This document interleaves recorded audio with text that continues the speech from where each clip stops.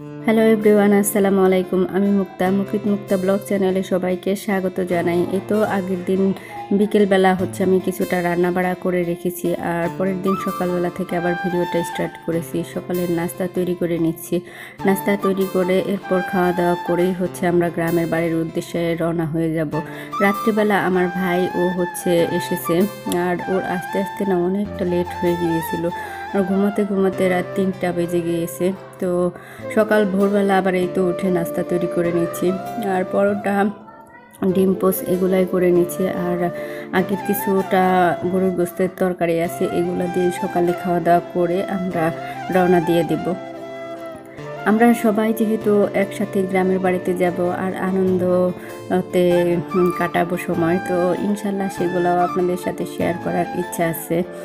তো ভাই, তারপরে আমার ছেলে, ওরা মোটর সাইকেলে যাবে, আর আমি আমার হাজবেন্ড ছোট ছেলেকে নিয়ে গাড়িতে যাব। কারণ একসাথে তো সবাই আর ওইভাবে যাওয়া হচ্ছে না। আর যেতে চেয়েছিল ছোট ছিল ওর মামার সাথে মোটর সাইকেলে, কিন্তু দুই ছেলেকে নিয়ে আমারই অতটা সাহসে গোলায় নেই বলে ওকে আর পাঠায়নি। ওকে আমাদের সাথেই নিয়ে যাব। যাই হোক, এই যে সকালের নাস্তা যা ছিল, তো সেগুলাই মানে বাড়তি আর ওইভাবে কোনো ঝামেলাই করতে চাচ্ছিলাম না, কারণ সকালবেলা ওইভাবে অত বেশি খাওয়াও যায় না। আর যতটুকু রান্না করব থেকে গেলে ওগুলো আবার কে খাবে, নষ্ট হবে, সেই জন্য। তো এখানে এই যে ছোটো ছেলের জন্য একটু নুডলস করেছি। ও এরকম পানি দিয়ে ঝোল ঝোল যে নুডলসটা, এটাই খাবে। ওকে খাইয়ে তো একটা সংসারে কিন্তু কি পরিমাণ কাজ থাকে কোথাও যাওয়ার আগে, সেই মুহূর্তটা না একটা মহিলা মানুষই ভালো বলতে পারবে। কতটা কাজ গুছিয়ে তারপরে বের হতে হয়। তো সেগুলো আর ক্যামেরাবন্দি করতে গেলে না আরও অনেকটা লেট হয়ে যাবে। তো মোটামুটি সব কিছু গুছিয়ে বেরিয়ে পড়েছি, এই তো আল্লাহর নাম নিয়ে, আল্লাহর মানে বাড়ির উদ্দেশ্যে।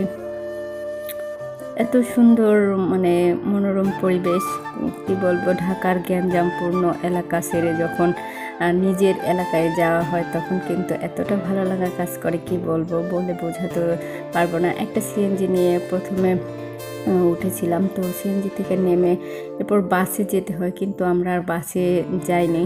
তো পরবর্তীতে আরেকটা সিএনজি নিয়েই চলে এসেছি। এবার প্রথমেই আমাদের বাড়িতে বেড়াবো, তারপরে আমার নানা বাড়িতে যাব। আসলে আমার নানা বাড়িতে এবার মামাতো ভাইয়ের বিয়ে ঠিক হয়েছে, তো ওখানেই অনুষ্ঠান হবে। তো সেই সূত্রে সবার যেহেতু অনুষ্ঠানের দাওয়াত, তো সেখানেই আগে যাব, তারপরে শ্বশুর বাড়িতে বেড়াবো। ওখানে কয়েকদিন থেকে তারপরে আমরা ঢাকাতে যাব। যাই হোক, ওগুলা আস্তে আস্তে আপনাদের সাথে শেয়ার করার চেষ্টা করব। আর এই তো আমাদের বাড়িতে আসার পরে কিন্তু অনেকটা সময় পেরিয়ে গিয়েছে। এরপর সবাই একটু ফ্রেশ হয়ে নিয়েছে অলরেডি। এরপর আমি আবার ক্যামেরাটা অন করছি। এদিকে আম্মাও কিন্তু পিঠা তৈরি করায় ব্যস্ত হয়ে পড়েছে। আর কি বলবো, আম্মা এত কষ্ট করতেছে আমাদের জন্য, পিঠা থেকে শুরু করে কি রান্না করে কি খাওয়াবে সেগুলো নিয়ে এসে ব্যস্ত হয়ে পড়েছে। আর আমি সবগুলো বাড়ি একটু ঘুরে ঘুরে দেখছিলাম, আর আপনাদের সাথে একটু শেয়ার করার চেষ্টা করছিলাম। তো এখানে এই যে গরম গরম চিতই পিঠা আর গরুর গোস্ত রান্না করা হয়েছে, সবাই মিলে একসাথে বসে খেয়ে দিয়ে নিচ্ছে। গ্রামের বাড়িতে আসলে সবাই একসাথে একত্রে বসে এরকম ফ্লোরে বসে খাওয়া দাওয়াটা করা হয়। আর এই যে চিতই পিঠা আর গরুর গোস্ত খেতে কিন্তু অনেক মজাদার। আম্মা এখানে একটা নারকেলও ভেঙে নিয়ে এসেছে, তো বলতেছি এটাও একটু কুড়িয়ে খেয়ে নিও, ভালো লাগবে। নারকেল গাছে একটা মাত্র নারকেলই ধরেছিল। মানিকগঞ্জের ঐতিহ্যবাহী পিঠার মধ্যে চিতই পিঠাটা বেশি তৈরি করা হয় গ্রামে। তো এই পিঠাটাই আম্মাও তৈরি করেছে, গরুর গোস্ত রান্না করেছে, তো সেগুলো দিয়েই খেয়ে নিচ্ছিলাম। সাথে ছোট ছেলেটাকেও একটু খাইয়ে দিচ্ছিলাম। আর পিঠাগুলো না এত সফট আর নরম হয়, কি বলবো, খেতে অনেকটা ভালো লাগে।